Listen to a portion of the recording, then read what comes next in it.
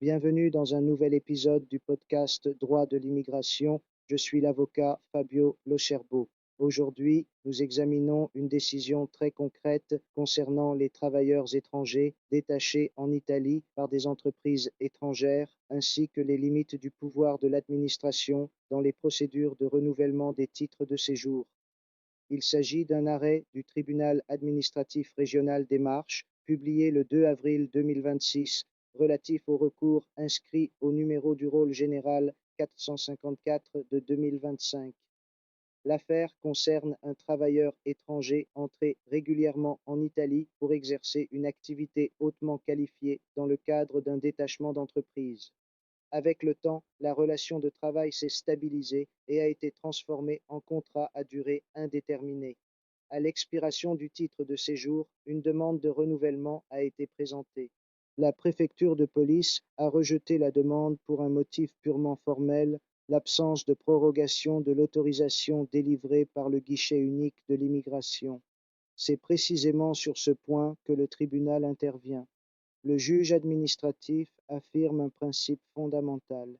Il est illégal de refuser le renouvellement d'un titre de séjour lorsque le seul élément manquant est un acte administratif qui aurait pu être acquis, surtout lorsque la situation substantielle du travailleur est pleinement régulière.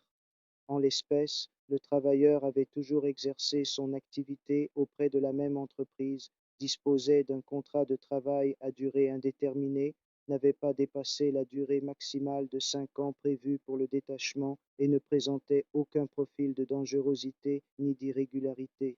Autrement dit, toutes les conditions substantielles du séjour étaient réunies.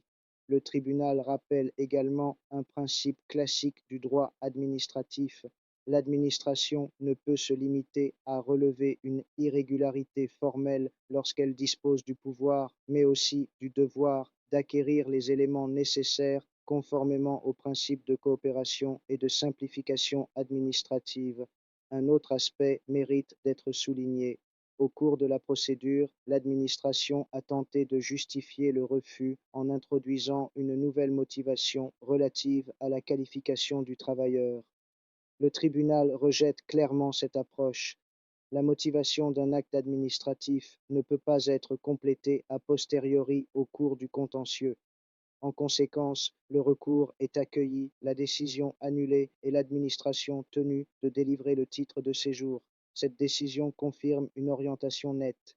En droit de l'immigration, comme en droit administratif en général, la substance doit prévaloir sur la forme, surtout lorsque l'étranger présente une situation stable et régulière, notamment sur le plan professionnel, et surtout, il n'est pas acceptable que l'individu subisse les conséquences des retards ou des inefficiences de l'administration. À bientôt pour un prochain épisode.